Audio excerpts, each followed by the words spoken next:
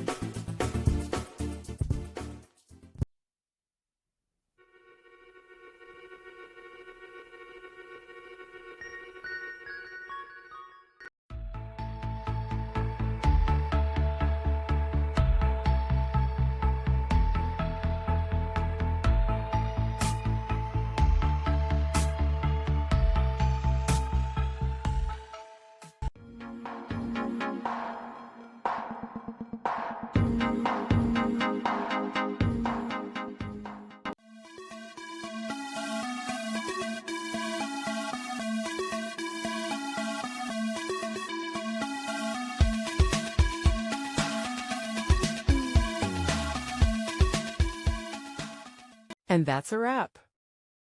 I hope you found the answer you were looking for. If you did, take a second to hit that subscribe button. It really helps out. And let me know in the comments which solution worked best for you. See you next time in the debug zone.